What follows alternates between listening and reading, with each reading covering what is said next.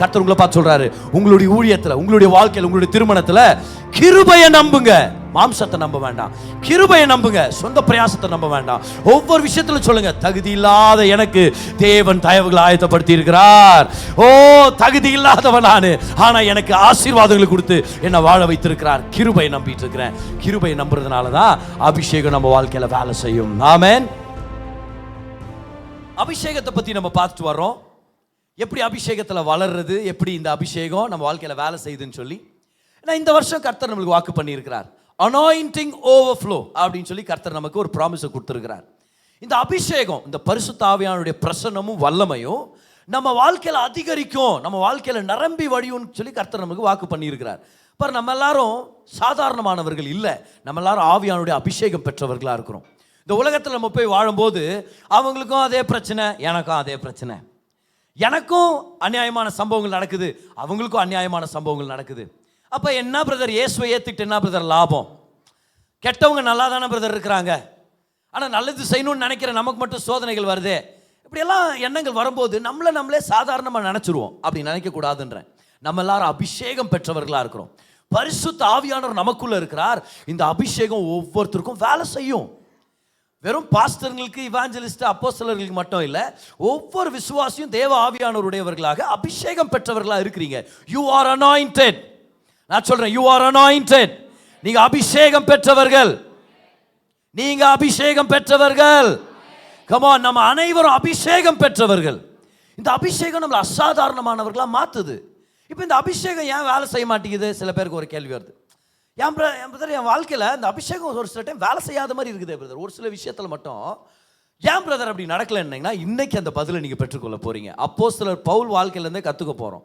By the வே, இந்த அப்போஸ்தலர் பவுல்ன்றவர் பயங்கரமாக கர்த்தருக்காக ஊழியம் செஞ்சவர், அபிஷேகத்தில் நிரம்பி வழிந்தவர்.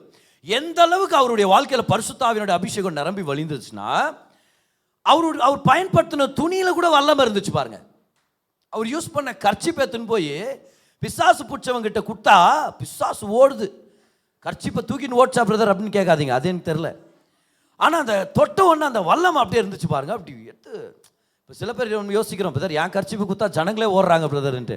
அப்போ இது வல்லமையை பற்றி உங்களுக்கு புரியுதா? வல்லமை பற்றி பேசிட்டு இருக்கிறேன் நான். இப்பேற்பட்ட வல்லமை உடையவர் தான் அப்போஸ்தலர் பவுல், அபிஷேகத்தில் நிரம்பி வழிந்தவர் அப்போஸ்தலர் பவுல். ஒரு நாள் ஒரு இடத்துல பிரசங்கம் பண்ணிட்டு இருக்கிறாரு. அடுத்த நாள் ஊருக்கு கிளம்பணும். அதனால என்ன பண்ணலாம், ஃபுல் சீரீஸை முச்சலான்னு இறங்கினாரோ என்னவோ, ப்ரேயர் முடியவே இல்லை. இவர் என் ஆத்மாவே கர்த்தரை தோத்திரி சொல்ல மாட்டேங்கிறார். சரியா, எல்லாம் பிரசங்கம் பண்ணிட்டே போகிற நடுராத்திரி ஆயிடுச்சு. அதில் ஒரு மனுஷன் பாருங்க, பாவம் 3rd ஃப்ளோரில் உட்காந்து பிரசங்கம் பண்ணிட்டு இருக்கிறார். 3rd ஃப்ளோரில் ஜன்னல் ஓரமாக உட்காந்துக்கிறான் அந்த பையன். இவர் பிரசங்கம் பண்ண அவன் ஆழ்ந்த நித்திரையில் போய் கீழே விழுந்துட்டான் பாருங்க. விழுந்து செத்தே போயிட்டான். யூட்டிகஸ் அவர் பேராவது நல்லா வச்சுருந்துருக்கலாமா இல்லையா? ஆனால் கீழே விழுந்து செத்துட்டான் பாருங்க. பவுல் ஓடினார், இறங்கி ஓடுறார். இறங்கி போய் அந்த பில்டிங்லேயும் லிஃப்ட் இல்லை, லிஃப்ட் வேலை செய்யலை. நம்மளுக்கு இன்றைக்கி வேலை செய்யாத மாதிரி ரொம்ப துக்கமாக இருந்துச்சு பாருங்க எனக்கு. அது சரியா சீக்கிரம் இறங்கி போகிறார். இறங்கி போய் அந்த செத்து போனவனை கட்டி பிடிக்கிறார். கட்டி பிடிச்சி அணைச்சி ஜெபிச்சிருப்பார் பாருங்க. உயிரோட வந்துட்டார். இப்போவாது என் ஆத்மாவே கர்த்தரை ஸ்தோத்திரி சொன்னாரா? சொல்லலை. திரும்பியும் கூட்டின்னு போய் பிரசங்கத்தை கண்டினியூ பண்ணுறார். அபிஷேகம் செத்தவனை உயிரோட எழுப்புற அளவுக்கு அபிஷேகம் வல்லமை வேலை செஞ்சிச்சு. அப்போ அவர்கிட்ட இருந்தே கேட்டு தெரிஞ்சுக்கிறோம் எப்படி அபிஷேகம் வேலை செய்யுதுன்னு சொல்லி. ரெடியா இருக்கிறீங்களா? சரி, அபிஷேகம் பெற்றவர்கள் நம்ம அபிஷேகத்தை எப்படி நம்ம கட்டவிழ்த்து விடுறது? வாங்க, பிலிப்பியர் 3:3. Philippians chapter 3 and verse number 3. அப்போஸ்தலர் பவுல் எழுதுறாரு. இந்த பிலிப்பியர் 3ஆம் அதிகாரத்தில் அவருடைய சாதனைகள், அவருடைய அந்தஸ்து, இதை பற்றி எல்லாம் பேசிட்டு வர்றாரு. அதெல்லாத்தையும் பேசுகிற அதிகாரத்தில் என்ன சொல்றாருன்னு பாருங்க. அவர் சொல்றாரு, ஏனெனில் மாம்சத்தில் நம்பிக்கையாய் இராமல் ஆவியினாலே தேவனுக்கு ஆராதனை செய்து. நான் எப்படி ஆராதனை செய்கிறேன், நான் எப்படி ஊழியம் செய்கிறேன்? ஆவியில். எத்தனை பேர் அப்போஸ்தலர் பவுலை போலவே அபிஷேகத்தில் ஊழியம் செய்யணும்னு ஆசைப்படுறீங்க, அபிஷேகத்தில் வாழணும்னு ஆசைப்படுறீங்க? நீங்கள் நல்லா கவனிங்க பாருங்க. எப்படி ஒரு ஆவியில் வேலை செய்கிறாரு, எப்படி அபிஷேகம் வேலை செய்யுதுன்னா, மாம்சத்தில் நம்பிக்கையாய் இராமல். எவ்வளோ சிம்பிள் ரகசியம் பாருங்க. மாம்சத்தில் நம்பிக்கை வைக்கலன்னா நான் அபிஷேகத்தில் வேலை செய்ய முடியுன்றாரு. நான் மாம்சத்தில் நம்பிக்கை வைக்காததுனால ஆவியில் வேலை செய்கிறேன், அபிஷேகத்தில் வேலை செய்கிறேன். அப்புறம் சொல்கிறாரு, கிறிஸ்து இயேசுவுக்குள் மேன்மை பாராட்டுகிற நாமே விருத்த சேதனம் உள்ளவர்கள் நான் யோக்கியன், நான் கீழ்ப்படிஞ்சேன், நான் பரிசுத்தவான்ட்டு என்னுடைய பரிசுத்தத்தை மேன்மை பாராட்டவன் நான் இல்லை. கிறிஸ்து எனக்காக மரித்தார், கிறிஸ்து என்ன வாழ வச்சிருக்கிறார், அவரை பத்தி பெருமையா பேசுறது தான் உண்மையான விஷயம் அப்படின்றார். அப்புறம் அடுத்த வசனத்தை சொல்றாரு, மாம்சத்தின் மேல் நம்பிக்கை வைக்க வேண்டுமானால் நானும் வைக்கலாம். என்னை பத்தி பெருமையா பேசணும்னு நினைச்சா பேச முடியும் என்னால அப்படின்றாரு. என்னாலும் பேச முடியும். ஏன்? வேறொருவன் மாம்சத்தின் மேல் நம்பிக்கையா இருக்க நினைத்தால் நான் அதிகமாக அப்படி செய்யலாம். அவர் சொல்றாரு, ஒருத்தன் தன்னை பத்தி பெருமையா பேசிக்க நினைச்சா அவனை விட நான் ஓவரா பேச முடியும்ன்றார் பவுல். ஆனா சொல்றாரு, நான் அப்படி பண்ண மாட்டேன். பேசணும்னா நானும் பேசுவேன், ஆனா நான் அப்படி பேசுறது விருப்பம் எனக்கு இல்லை. ஏன் தெரியுமா? நான் மாம்சத்தை நம்பி வாழல, நான் அனாயிண்டிங்கை நம்பி நான் வாழ்ந்துட்டு இருக்கிறேன். ஆவிக்குரிய அந்த தேவ பலத்தை கொண்டு நான் வாழ்ந்துட்டு இருக்கிறேன். ரொம்ப சிம்பிள் ரகசியம் பாருங்க. எல்லாரும் சொல்லுங்க, மாம்சத்தின் மேல் நம்பிக்கை வைக்காமல். மூணாவது வசனத்தை தான் நம்ம பார்க்குறோம். சரியா? மாம்சத்தின் மேல் நம்பிக்கை வைக்காமல். இன்னொரு வசனத்துக்கு போலாமா? ரோமர் 8:9 பாருங்க. இங்கேயும் அதே விஷயத்தை கொண்டு வர்றாரு பாருங்க. தேவனுடைய ஆவி உங்களில் வாசமா இருந்தால் நீங்கள் மாம்சத்துக்கு உட்பட்டவர்களாய் இராமல் ஆவிக்குட்பட்டவர்களாய் இருப்பீர்கள். அப்போ இது ரெண்டும் ஆப்போசிட்ன்ற மாதிரி பேசுறாரு. மாம்சத்துக்கு உட்பட்ட வாழ்க்கை, ஆவிக்குட்பட்ட வாழ்க்கை என்ன சொல்றது, ஆப்போசிட்ன்ற மாதிரி தான் பேசிட்டு இருக்கிறாரு. அப்போ மாம்சத்துக்கு உட்பட்டு வாழ்ந்தா ஆவியில வாழ முடியாது. ஆனா ஆவியில வாழ வேண்டும் என்றால் மாம்சத்தில் வாழக்கூடாது, மாம்சத்து மேல நம்பிக்கை வைக்க கூடாது அப்படின்றாரு. கிறிஸ்துவின் ஆவி இல்லாதவன் அவருடையவன் அல்ல அப்படின்றார். இப்போ இன்னொரு வசனத்துக்கு வாங்க. 2 கொரிந்தியர் 1:12 பாருங்க. 2 Corinthians 1:12 பாருங்க. இதுலயும் அப்போஸ்தலர் பவுல் அது ரெண்டுக்கும் வித்தியாசத்தை கண்டுபிடிக்கிறார் பாருங்க. அவர் சொல்றாரு, மாம்சத்துக்கேற்ற ஞானத்தோட நடவாமல் தேவனுடைய கிருபையினால் நாங்கள் உலகத்திலேயும் விசேஷமாக உங்களிடத்திலேயும் கபடமில்லாமல் திவ்ய உண்மையோட நடந்தோம் என்று எங்கள் மனது எங்களுக்கு சொல்லும் சாட்சியே எங்களுக்கு புகழ்ச்சியாய் இருக்கிறது. கவனிங்க, மாம்சத்துக்கேற்ற வாழ்க்கைன்னு ஒன்று இருக்குது, ஆவிக்கேற்ற வாழ்க்கைன்னு ஒன்று இருக்குது. மாம்சத்தின்படி வாழ்றதுன்றது வேற மாதிரி, ஆவியின்படி வாழ்றதுன்றது வேற மாதிரி. இந்த இடத்துல கிருபன் கொண்டு வர்றார், ஆவிக்கு பதில் கிருபன்ற வார்த்தையை கொண்டு வர்றார். இப்போ என்னது இது? இதுதான் ரகசியம். ரொம்ப சிம்பிள் ரகசியம் பாருங்க. அபிஷேகம் நிரம்பி வழியணும்னா மாம்சத்தின் கேற்றபடி வாழாம நம்ம ஆவிக்கேற்றபடி வாழ வேண்டும். மாம்சத்து மேல நம்பிக்கை வைக்க கூடாது. அப்போஸ்தலர் பவுல் ரகசியம் தான். திரும்பி வாங்க, பிலிப்பியர் 3:3 வாங்க. Philippians chapter 3. மாம்சத்தின் மேல் நம்பிக்கையாயிராமல். எல்லாரும் கை உயர்த்துங்க பார்க்கலாம். இது இப்பவே கத்துக்கிட்டா தான் உண்டு. சரி, எல்லாம் கை உயர்த்துங்க, எல்லாரும் கை உயர்த்துங்க. ரைட், எல்லாரும் கை உயர்த்துங்க, எல்லாரும் சொல்லுங்க பார்க்கலாம். மாம்சத்தின் மேல் நம்பிக்கையாயிராமல் கிறிஸ்துவின் மேல் கிருபையை சார்ந்து நான் வாழ்க்கையை நடத்துவேன். இதுதான் அபிஷேகத்துடைய ரகசியம், மிக முக்கியமான ரகசியம். இப்போ இந்த மாம்சத்தின் மேல் நம்பிக்கையா இல்லைன்னா தான் கிறிஸ்துவுக்குள்ள அபிஷேகத்தின் வாழ்க்கையை நம்ம வாழ முடியும். ஸோ உங்களுக்கு ஒரு சில பாயிண்ட்ஸ் நான் கொடுக்குறேன், நீங்கள் எழுதி கொள்ளும்படி. ஸோ முதல் பாயிண்ட் பாருங்க, இதை நோட் பண்ணிக்கங்க. The secret to Paul's anointed ministry is that he did not put confidence in the flesh. அப்போஸ்தலர் பவுலுடைய அபிஷேகம் பெற்ற ஊழியத்தின் ரகசியம் என்னவென்றால், அவர் மாம்சத்தில் நம்பிக்கை வைக்கவில்லை. மாம்சத்தில் நம்பிக்கை வைக்காம தான் அப்போஸ்தலர் பவுல் இப்பேற்பட்ட அபிஷேகத்தில் அவர் வேலை செஞ்சார். பரிசுத்த ஆவியுடைய வல்லம் அப்படி வெளிப்பட்டுச்சு, வெற்றிகரமாக வாழ்ந்தார். அப்போ ஒரு மிகப்பெரிய ரகசியம். இதை தான் நம்மளும் இன்னைக்கு கற்றுக்கிட்டு இருக்கிறோம். நம்ம அப்போ அபிஷேகத்தை ஃப்ளோ ஆகணும்னா மாம்சத்து மேலே நான் நம்பிக்கை வைக்கக்கூடாது. இப்போ நான் இவ்வளோ தடவை மாம்சம்னு பேசிட்டேன். இப்போ என்ன ஞாபகம் வருது நமக்கு? மாம்சம்னு உடனே மாம்சம்னா என்னவா இருக்கும்? இப்போ சில பேருக்கு பட்டுன்னா ஞாபகம் வரும். ஞாயிற்றுக்கிழமை மாம்சம்ன்றாருன்னா அப்போ கண்டிப்பாக என்னது? இது பீஃப் தானே இது, இல்லையா? ஏன்னா கெட்ட குமாரன் வீட்டுக்கு திரும்பி வரும்போது அவங்க அப்பா பீஃப் தானே கொடுத்தாரு, அப்போ அதை பற்றி யோசிக்கிறது தப்பா அப்படின்றோம் நம்ம. அப்போ ஒரு சில பேருக்கு மாம்சம்னு கறி குழம்பு நம்மளுக்கு ஞாபகம் வரும். தப்பு இல்லை, ஆனால் அது மட்டும்தான் அர்த்தம் நினச்சிடாதீங்க. மாம்சத்துக்கு நிறைய அர்த்தம். இன்னும் ஒரு சில பேருக்கு பாருங்க, இப்படி மாம்சம்ன உடனே அவங்களுக்கு இச்சைகள் தான் ஞாபகம் வரும். ஓ, மாம்சம்ன உடனே ஆண்டவர் இச்சையை பற்றி பேசுகிறாரோ, ஓ அப்போ மாம்சம்னா அப்போ இச்சை விட்டு நம்ம விலகி இருக்கணும் அப்படின்னு சொல்லி அந்த அர்த்தத்தில் எடுத்துக்குவாங்க. வேதத்தில் ஒரு 5 அர்த்தம் கொடுத்துருக்குது மாம்சம்ன்ற வார்த்தைக்கு. ஆல்ரைட், இப்போ அந்த 5 அர்த்தத்தையும் உங்களுக்கு நான் காமிக்க போகிறேன். அப்போ தான் புரிஞ்சுக்க முடியும் நம்ம. ஏன்னா கண்ட இடத்துல மாம்சம்னு பார்க்கும்போதெல்லாம் நம்மளுக்கு வெறும் கறி சாப்பாடும் வெறும் இச்சைன்னு மட்டும் நம்ம பார்த்துடக்கூடாது, இல்லையா? சரியா அதை நம்ம வியாக்கியானம் பண்ண கற்றுக்கணும். ஸோ மாம்சம்னா என்னது? வாங்க எல்லாருமே கிரேக்க மொழியில் புதிய ஏற்பாட்டில் பாருங்க, கிட்டத்தட்ட 150 தடவை மாம்சம்ன்ற வார்த்தை நம்மளுக்கு குறிப்பிடப்படுகிறது. At least 150 times flesh is mentioned. ஆனால் கிரேக்க மொழியில் இந்த ஃப்ளெஷ்ஷுக்காக பயன்படுத்தப்பட்ட வார்த்தை வந்து சாக்ஸ். சொல்லுங்களா, அந்த வார்த்தை என்னது? இப்போ சாக்ஸ் இல்லை, நம்ம போட்டு வந்திருக்கிறோம்ல அந்த சாக்ஸ் இல்லை. Okay, socks. ஒரு சில பேர் சாக்ஸி அப்படின்றீங்க. சரி, பார்த்தீங்களா யாராவது அந்த ஷார்ட்ஸ்? இது சாக்ஸி கூட இல்லை இது. ஓகே, சாக்ஸி எங்கம்மா டீ கொண்டு வாமா, அந்த மாதிரி சாக்ஸி கூட இல்லை இது. இது வந்து சாக்ஸ், SARX. ஸோ இந்த சாக்ஸ்ன்ற வார்த்தையை தான் பல இடங்களில் மாம்சம் அப்படின்னு சொல்லி டிரான்ஸ்லேட் பண்ணியிருக்கிறாங்க. இப்போ மாம்சம் உடனே நான் சொன்னேன் என்ன அர்த்தத்தில் பார்க்கணும்னு நம்ம தெரிஞ்சுக்கணும். ஏன்னா பவுல் என்ன மாதிரி சொல்லிட்டாரு, நான் மாம்சத்தின் மேல் நம்பிக்கை வைக்கல அப்படின்னு அர்த்தம். அவர் கறி சாப்பிட மாட்டாரா அப்படின்னா என்ன, நான் இச்சையை பற்றி பேசலை அப்படின்றாரா? என்ன அர்த்தத்தில் சொல்கிறாரு அவர் பாருங்க. 5 அர்த்தங்கள். முதலாவது அர்த்தம், இந்த மாம்சத்துக்கான முதல் அர்த்தம் பாருங்க. இதை வந்து அப்படியே லிஸ்ட் அவுட் பண்ண சொல்லியிருக்கிறேன், நம்மளுடைய மீடியா நம்மளுக்கு சகாயம் பண்ணுவாங்க. முதலாவது பாருங்க, இந்த மாம்சத்துக்கான அர்த்தம் வந்து ஒரு மனுஷனை குறிக்குது, ஹியூமன் பீயிங். பாருங்க அப்போஸ்தலர் 2:17 பாருங்க. அப்போஸ்தலர் 2:17 சொல்றாரு, கடைசி நாட்களில் நான் மாம்சமான யாவர் மேலும் ஆவியை ஊற்றுவேன். மாம்சமான யாவர் மேலும் ஊற்றுவேன்னா என்ன அர்த்தம்? கறிக்கடையில் தான் ஆவியை ஊட்டப்படும் அர்த்தம் இல்லை. என்ன அர்த்தம் அது? மனுஷர். அப்ப மாம்சத்துக்கான ஒரு அர்த்தம் என்னது? மனுஷர். நோட் பண்ணிக்கிட்டீங்களா? 2வது அர்த்தத்துக்கு போலாமா? 2வது அர்த்தம் வந்து நம்மளுடைய சரீரம், பிசிக்கல் பாடி. ஆல்ரைட், நம்மளுடைய பிசிக்கல் பாடியை பத்தி பேசுறாரு.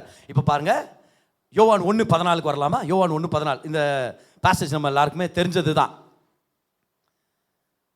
ஓகே, இப்போ யாராவது ஒருத்தர் சொல்ல போறேன்னு நினைக்காதீங்க, கவலைப்படாதீங்க, நானே சொல்லிடுறேன். ஆதியிலே வார்த்தை இருந்தது, வார்த்தை தேவனிடத்தில் இருந்தது, வார்த்தை தேவனாகவே இருந்தது. 14ஆம் வசனத்தை பாருங்க, அந்த வார்த்தை மாம்சமாகி. அப்ப என்ன கான்டெக்ஸ்ட் இது? Physical body. இந்த வார்த்தையான இயேசு கிறிஸ்து மனுஷ சரீரத்தில் நமக்கு இறங்கி வந்தார். சோ ஃப்ளஷ்ன்றது இன்னொரு இடத்துல பிசிக்கல் பாடி. எழுதிக்கிட்டீங்களா? அது 2வது அர்த்தம். மாம்சம்னா முதலாவது மனுஷரை குறிக்குது ஒரு சில இடத்துல அது மனுஷனுடைய சரீரத்தை குறிக்குது. 3வது அர்த்தம் இருக்குது பாருங்க. மாம்சம்ன்றதுக்கு இன்னொரு அர்த்தம் என்னன்னா இயற்கையான உலகம் அப்படின்னு அர்த்தம். தி நேச்சுரல் வேர்ல்ட், இயற்கையான உலகம். இயற்கையான அப்படின்ற வார்த்தையை நீங்க அந்த இடத்துல சேர்த்துக்குங்க. Natural world. இப்போ அதுக்கான வசனத்தை உங்களுக்கு நான் படிக்கிறேன் பாருங்க. மத்தேயு 16:17 பேதுரு ஒரு பிரம்மாண்டமான வார்த்தையை பார்த்து பேசிட்டார், ஆண்டவரை பார்த்து. நீ என்னன்னு சொல்ற என்ன பத்தின உடனே பேதுரு சொல்றாரு, நீர் மேசியா, ஜீவனுள்ள தேவனுடைய குமாரன்ட்டு பிரம்மாண்டமா பேசிவிட்டாரு. இந்த மாதிரி பேசினார்னா அப்ப எங்க வந்திருக்குது? அப்ப ஜீசஸ் சொல்றாரு பாருங்க, ஏசவனை நோக்கி, யோனாவின் குமாரனாகிய சீமோனே நீ பாக்கியவான், மாம்சமும் ரத்தமும் இதை உனக்கு வெளிப்படுத்தவில்லை. அப்படின்னா என்ன அர்த்தம்? நேச்சுரலா உனக்கு இது கிடைக்கல, இது இயற்கையான உலகத்திலிருந்து உனக்கு கிடைச்ச ஞானம் இல்ல. இது யார் கொடுத்தது உனக்கு? இதை உனக்கு வெளிப்படுத்தவில்லை, பரலோகத்தில் இருக்கிற என் பிதா இதை உனக்கு வெளிப்படுத்தினார். அப்ப நேச்சுரல் வேர்ல்ட பத்தி கூட பேசுது மாம்சம்ன்ற வார்த்தை. இப்ப இன்னொரு அர்த்தத்துக்கு வரலாம், அதுதான் நம்மளுக்கு ஏற்கனவே தெரிஞ்ச அர்த்தம். அது என்னது? புசிக்கிற மாம்சம், the meat that we eat. அதுக்கான ஒரு வசனத்தை பாருங்க. 1 கொரிந்தியர் 15:39 வரலாமா? 1 கொரிந்தியர் 15:39. இது இந்த சதையை பற்றியும் மாம்சத்தை பற்றியும் தான் அவர் பேசுகிறார் இந்த இடத்துல. 1 கொரிந்தியர் 15 அதோடைய 39 அப்போஸ்தலர் பவுல் எழுதுறார். அவர் சொல்றாரு, எல்லா மாம்சமும் ஒரே விதமான மாம்சம் அல்ல. இப்போ கண்டிப்பாக அவர் சதையை பற்றியும் கரியை பற்றி தான் பேசுகிறார் இந்த இடத்துல. பார்த்தீங்களா? மனுஷனுடைய மாம்சம் வேறு, மிருகங்களுடைய மாம்சம் வேறு, மச்சங்களுடைய மாம்சம் வேறு, பறவைகளுடைய மாம்சம் வேறு. கரெக்டா இல்லையா? மட்டன் வேற மாதிரி இருக்குது, சிக்கன் வேற மாதிரி இருக்குது. உண்மையா இல்லையா? வேற, அது கரெக்டாக அவர் பேசுகிறார் இந்த இடத்துல. பீஃபே அது வேற லெவலில் இருக்கும் அப்படின்றாரு அவர். ரைட்? ஸோ இதெல்லாம் வேற ஏதோ புசிக்கிற அந்த மீட்டை பற்றி, மாம்சத்தை பற்றி பேசிட்டார். ஸோ இது வரைக்கும் 4 அர்த்தங்களை பார்த்துட்டோம். மாம்சம்ன்ற வார்த்தை அப்படின்னு உடனே 4 அர்த்தங்கள். என்னென்ன அர்த்தம்? அது அந்த இடத்துல அந்த அர்த்தத்தை தான் நீங்கள் பார்க்கணும். வேற அர்த்தத்தை போட்டிங்கன்னா அது உங்களுக்கு கன்ஃபியூஷனை கொண்டு வந்துடும். அப்போ அந்த சந்தர்ப்ப சூழலை பார்த்து கரெக்டாக நீங்கள் அந்த அர்த்தத்தை அந்த இடத்துல கொண்டு வரணும் நீங்கள். அப்போ மாம்சம் வேதத்தில் மென்ஷன் ஆயிருக்குதுன்னா புதிய ஏற்பாட்டில் இந்த 4 அர்த்தங்களை பார்க்குறோம். முதலாவது அர்த்தம் என்னது? மனுஷனை குறிக்கலாம். அது இன்னொரு அர்த்தம் மனுஷனுடைய சரீரத்தை குறிக்கலாம். மற்றொரு அர்த்தம் இயற்கையான உலகத்தை குறிக்கலாம். 4வதாக நம்ம புசிக்கிற, நம்ம சாப்பிடுகிற மாம்சத்தை கூட அது குறிக்கலாம். ஆனால் இந்த அர்த்தத்தில் அப்போஸ்தலர் பவுல் சொல்லல. பிலிப்பியர் 3:3 நான் மாம்சத்தின் மேல் நம்பிக்கை வைக்காமல் இருக்கிறேன். அவர் சொன்ன அர்த்தம் என்ன தெரியுமா? அதை பார்க்கணும்னா நம்ம ரோமர் 4க்கு வரணும். வாங்க, ரோமர் 4ஆம் அதிகாரம். இங்கே தான் மிக முக்கியமான அர்த்தத்தை நம்ம பார்க்குறோம். மாம்சத்துக்கான மிக முக்கியமான அர்த்தத்தை இங்கே தான் பார்க்குறோம். பைபிள் படிக்கும்போது don't live according to the flesh, live according to the spirit. நான் பிரதர் ஃப்ளஷ்ன்றாரு. இப்போ உங்களுக்கு அர்த்தம் புரியும் பாருங்க. வாங்க, ரோமர் 4ஆம் அதிகாரம் 1ஆம் வசனத்தை படிக்கிறேன், கவனிங்க. அப்படியானால் நம்முடைய தகப்பனாகிய ஆபிரகாம் மாம்சத்தின்படி எண்ணத்தை கண்டடைந்தான் என்று சொல்லுவோம். அப்போ இந்த இடத்துல மாம்சம்னா எதை பற்றி பேசுறாரு தெரிஞ்சுக்கணுமா இல்லையா? நம்ம ஆண்டவரே பதில் கொடுக்குறார். ரெடியா இருக்கிறீங்களா? இதுக்கு நம்ம கிரீக்குக்கு போக தேவையில்ல, வசனத்தை படித்தாலே புரிஞ்சிடும். ஸோ அவர் கேட்குறாரு, நம்முடைய தகப்பனாகிய ஆபிரகாம் மாம்சத்தின்படி என்னத்தை கண்டடைந்தான் என்று சொல்லுவோம். 2ஆம் வசனத்தை பாருங்க, அதை எக்ஸ்பிளைன் பண்றாரு. ஆபிரகாம் கிரியைகளினாலே நீதிமானாக்கப்பட்டான் ஆகில் மேன்மை பாராட்ட அவனுக்கு ஏது உண்டு, ஆகிலும் தேவனுக்கு முன்பாக மேன்மை பாராட்ட ஏதுவில்லை. பாத்தீங்களா, எக்ஸ்பிளைன் பண்ணிட்டாரு. இப்போ உங்களுக்கு சொல்றேன் பாருங்க எப்படி அது எக்ஸ்பிளனேஷன் வருதுன்னு சொல்லி. என் கூட ரிப்பீட் பண்ணீங்கன்னா உங்களுக்கு அர்த்தம் புரியும். எல்லாம் 4ஆம் அதிகாரம் 1 வசனத்துக்கு வாங்க. எல்லாரும் சொல்லுங்க, ஆபிரகாம் மாம்சத்தின்படி. அப்படியே 2ஆம் வசனத்துக்கு வாங்க. எல்லாரும் சொல்லுங்க, ஆபிரகாம் கிரியைகளினாலே. சரி, திரும்பியும் 1 வசனத்துக்கு வாங்க. எல்லாரும் சொல்லுங்க, ஆபிரகாம் மாம்சத்தின்படி. மாம்சத்தின்படி என்னத்தை கண்டான். இப்போ அப்படியே 2ஆம் வசனத்துக்கு வாங்க. இப்போ சொல்லுங்க, ஆபிரகாம் கிரியைகளினாலே. இந்த அர்த்தத்தை தான் நம்ம எடுத்துக்கணும். 5வது அர்த்தத்தை எழுதிங்க பார்க்கலாம். மாம்சோன்னு அநேக தடவை கர்த்தர் எந்த அர்த்தத்தில் கொடுக்கிறார்னா, சொந்த பலத்தினால் செய்யப்படும் கிரியைகளை கர்த்தர் காண்பிக்கிறார். சொந்த பலத்தினால் செய்யப்படும் கிரியைகள், செல்ஃப் எஃபர்ட்ஸ். ஏன் பெர்ஃபார்மன்ஸ், ஏன் கீழ்ப்படிதல், ஏன் திறமை, ஏன் பலன், என்னுடைய பயபக்தி. நான் கர்த்தருக்கு முன்னாடி எவ்வளவு பரிசுத்தமா இருந்திருக்கேன் தெரியுமா, நான் யாருக்கும் கெட்டது நினைச்சது இல்லை, நான் நல்லதை செய்யறவன், என்னை பத்தி யாருக்கா தெரியுமா பாரு. இதுதான் அவர் சொல்றாரு மாம்சம்ன்றாரு. எப்பெல்லாம் நான் என்னென்ன நல்லது செஞ்சேன், என் பலன் என் திறமைன்னு பார்க்குறனோ அதை தான் கர்த்தர் மாம்சம்னு சொல்றாரு. அப்போ பாருங்க, 5 அர்த்தங்கள் மாம்சம்னா. முதலாவது மனுஷன், 2வது சரீரம், 3வதாக இயற்கையான உலகம், 4வதாக புசிக்கிற மாம்சம், 5வதாக சொந்த பலத்தினால் செய்யப்படும் கிரியைகள். இப்போ வாங்க பிலிப்பியர் 3:3க்கு வாங்க. இப்போ நமக்கு அர்த்தம் புரியுது பாருங்க. அபிஷேகத்தில் ஃப்ளோ ஆகணும்னா இந்த ரகசியத்தை கர்த்தர் நம்மளுக்கு கொண்டு வருகிறார். பவுல் சொல்றாரு, ஏனெனில் மாம்சத்தின் மேல் நம்பிக்கை ஆயிராமல். அப்படின்னா என்ன அர்த்தம்? சொந்த பலத்தினால் செய்யப்படும் கிரியைகள் மேல் நம்பிக்கை ஆயிராமல் ஆவினாலே நான் தேவனுக்கு ஊழியம் செய்கிறேன். எத்தனை பேருக்கு புரிஞ்சுச்சு இப்ப? அப்படின்னா பவுல் சொல்றாரு, நான் இவ்வளோ அபிஷேகத்துல ஃப்ளோ ஆகிறதுக்கு காரணம் என்ன தெரியுமா? ஏன் கீழ்ப்படிதல், ஏன் பயபக்தி, என்னுடைய பலன், ஏன் திறமை, என்னுடைய ஞானம், என்னால முடியும், நான் நினைச்சேன் நான் எதனா செஞ்சிருவேன், இப்படி நான் பேசுறது இல்லைன்றாரு பவுல். நான் இதுல மேன்மை பாராட்டாததுனால தான் நான் அபிஷேகத்துல ஃப்ளோ ஆக முடியுது. அப்போஸ்தலர் பவுலுடைய ரகசியம் என்ன தெரியுமா? நான் என்ன நம்பி வாழல, நான் ஆவியை நம்பி வாழ்ந்துட்டு இருக்கிறேன். நான் என்ன நம்பி வாழ்ந்தா மாம்சத்தின் வாழ்க்கை, நான் அவரை நம்பி வாழ்ந்தனா கிருபையின் வாழ்க்கை. ஆன்சர் பண்ணுங்க, நீங்க பிரமாணத்துக்கு கீழே இருக்கிறீங்களா, கிருபையின் கீழே இருக்கிறீங்களா? எல்லாரும் உங்க உள்ளத்து மேல கை வச்சு சொல்லுங்க, நான் என்ன நம்பி வாழல, சொல்லுங்க, நான் கிருபை நம்பி வாழ்ந்துட்டு இருக்கிறேன். நான் என்ன நம்பி வாழ்ந்தனா அது மாம்சத்துக்கு ஏற்ற வாழ்க்கை, ஆனா நான் கிருபை நம்பி வாழ்ந்தனா அது ஆவிக்கேற்ற வாழ்க்கை. அப்ப அபிஷேகம் வேலை செய்யும். கிருபையின் கீழே வாழ்ந்தாதான் ஆவியானவர் வேலை செய்வார். ஏன்னா ஆவியானவர் கிருபையின் ஆவியானவராக இருக்கிறார். கிருபையினால தான் இன்னைக்கு நம்ம வாழ்க்கையில புது புது நன்மைகளை நம்ம பார்க்க முடியும். ஸோ உங்களுக்கு ஒரு முக்கியமான பாயிண்ட் நான் கொடுக்குறேன், எழுதிக்க பார்க்கலாம் எல்லாருமே. To walk in the flesh is to depend on your own ability, but to walk in the spirit is to depend on God's grace. மாம்சத்தில் நடப்பதுனா என்னது? தன் சொந்த திறமையை சார்ந்து வாழ்வது. ஆவியில் நடப்பது என்பது தேவனுடைய கிருபையை சார்ந்து வாழ்வதாகும். நீங்க எப்படி வாழலாம்னு தீர்மானம் எடுக்கிறீங்க? ஏன்னா நம்ம வார்த்தைக்கு வார்த்தை கிருபைன்ற வார்த்தை பயன்படுத்துறோம், ஆனா கிருபையின் கீழே வாழ்ந்துட்டு இருக்கிறோமா? சில பேர்ட்ட நம்ம கேட்கிறோம் இல்லையா, கிருபைனா என்னது? அது மனுஷர்கள் கிறிஸ்தவர்கள் பயன்படுத்துற வார்த்தையா போயிருச்சோ? கிருபைன்றது அர்த்தம் இல்லாம சும்மா பாடின்னு இருக்கிறோமா அந்த பாடலை நம்ம? ஏன்னா சில பேர் பாருங்க, எப்படி இருக்கிறீங்கன்னு ஒன்று எல்லாம் கிருபை பிரதர் அப்படின்வாங்க. எப்படி இருக்கிறீங்க? அன்னைக்கு ஒருத்தர் சொல்ல எல்லாம் கிருபை பிரதர்ன்றார். கிருபைன்றார் அவர். என்னடா புது வார்த்தை வச்சா, நான் ஆவிக்கிற வாழ்க்கையில் அவ்வளோ வளரல அப்படின்னு தெரிஞ்சிச்சு அன்னைக்கு எனக்கு. கிருபை அப்படின்றார். இன்னும் ஒருத்தர் சொல்ல எல்லாம் கிருபை அப்படின்றாரு. கிருனார் அவர். இன்னும் கொஞ்சம் தொட்டுந்தா கரண்ட் சாக்க வச்சிருக்கணும் நம்மளுக்கு. கிருபை பிரதர்லாம் அப்படின்றாரு. சொல்லலாம், வாழ்ந்துன்னுக்குறோமா அது கீழே? கிருபையின் கீழே வாழ்றதுன்னா என்னது?